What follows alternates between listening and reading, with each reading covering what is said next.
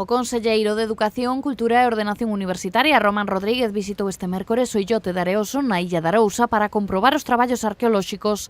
Que pode parecer unha intervención modesta, pero que é unha intervención dun gran significado cultural e patrimonial, xa que neste illote de Areoso estamos traballando nunha serie de intervencións que se pensaba que están moi pouco alteradas por a acción do home.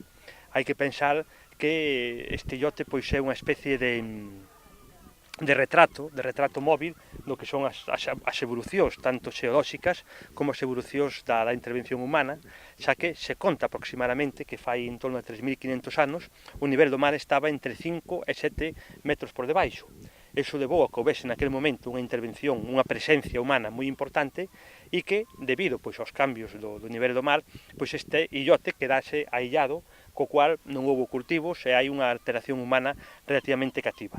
Eso nos fai pensar, aos técnicos e aos arqueólogos que os restos que aquí se topan teñen un nivel de alteración temporal relativamente pouco alterado, o que nos dá moitas posibilidades de sacar información de gran interés sobre a ocupación humana en esta zona. Non?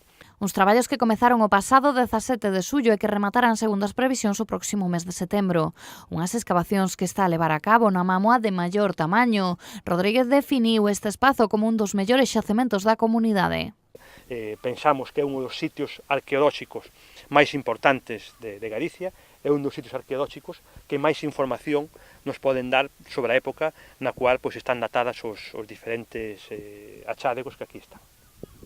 Dende o ano 1988 tense constancia de existencia destes restos. Na actualidade coñécese un total de 5 monumentos megalíticos, 5 estruturas tipo cista, así como abundantes indicios de ocupación durante o Neolítico e a Idade de Bronce. Sen dúbida, uns traballos que arroxan un pouco de luz sobre a historia pasada que, a vos seguro, valerá para aprender no presente.